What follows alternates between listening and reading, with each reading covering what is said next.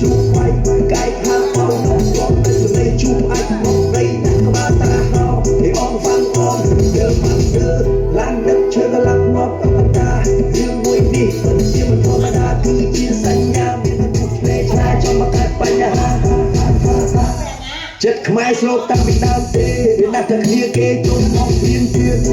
មិនខ្លាំងហើយក៏មិនសោយតែក៏មិនបណ្ដោយឲ្យអ្នកឯងចិត្តទៅទៀតយកដៃចាក់ជើងអ្នកឯងជាប់គុំឲ្យអ្នកឯងត្រឡប់មានជើងចិត្តទៅទៀតបើអ្នកឯងមិនចេះស្ដាប់ភាសាស្លឹងមើលកាយកាយយល់ហើយចេញព្រៀមគេចង់យកឈើមកចាក់លើបើស្នាមចាក់ទ្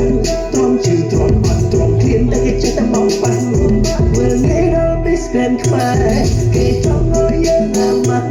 មនុស្សចឹងថាកំសូតយូរពេកឈប់ស្ដាប់ភាសាសេតែពួកយើងរៀនភាសាតែពួកយើងរៀនភាសាយល់សាជ័យយោជ័យយោជ័យយោកម្ពុជា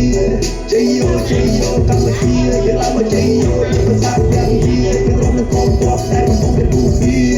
ជ័យយោជ័យយោកម្ពុជាជ័យយោជ័យយោកម្ពុជាយើងក្រោកឈរឡើងយើងខ្មែរទាំងអស់គ្នាយើងក្រោករួមកុំឲ្យខ្មែរងារទាំងអទុយធម្មមកឌីយ៉ារ៉ាតែកដឺទាំងមកគុណទៅ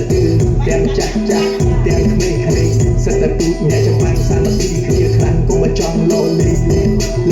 ខ្មែរក្រមណាស់ខ្មែរកណ្ដាលណាស់ខ្មែរលឿនណាស់ខ្មែរនៅស្រុកគេជាជាងខ្មែរតែមួយទេដល់ទីណាក៏នៅតែសាមគ្គី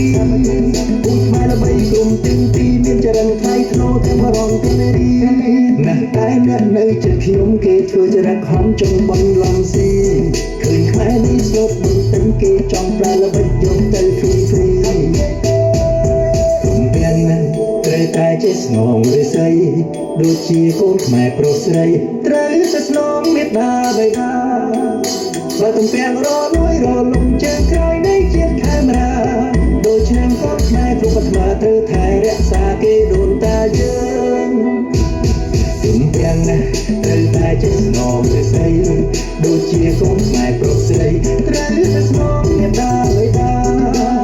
បើទំពាំងរលួយរលំជើងក្រោយនៃជាតិខេមរា